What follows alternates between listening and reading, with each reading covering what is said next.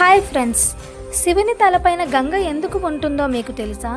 చాలా కాలం క్రితం భగీరథుడు అనే రాజు తన పూర్వీకులకు మోక్షం ప్రసాదించడం కోసం ఆకాశంలో ఉండే గంగను భూమికి తీసుకురావాలని తపస్సు చేస్తాడు.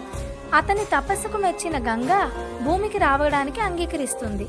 కానీ ఒక సమస్య వచ్చి పడుతుంది. గంగ ఆకాశం నుండి నేరుగా భూమి మీద పడితే ఆమె ప్రవాహ వేగానికి భూమి తట్టుకోలేక ముక్కలైపోతుంది.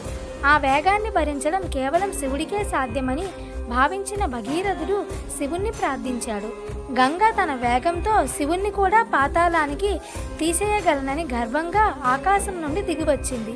ఆమె గర్వాన్ని అణచాలని నిర్ణయించుకున్న పరమశివుడు తన జడలను విప్పి ఆకాశమంతా విస్తరించాడు.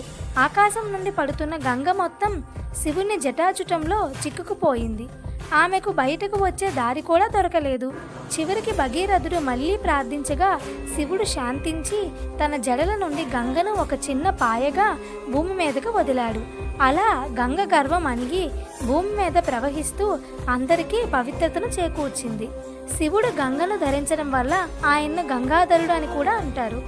గంగ భూమిని నాశనం చెయ్యకుండా తన తలపై మోసి లోకాన్ని రక్షించినందుకు గుర్తుగా శివుడు ఎల్లప్పుడూ గంగను తలపైన పెట్టుకుంటాడు. ఈ వీడియో నచ్చితే ఒక లైక్ చేసి ఛానల్ని సబ్స్క్రైబ్ చేసుకోండి. Thanks for watching.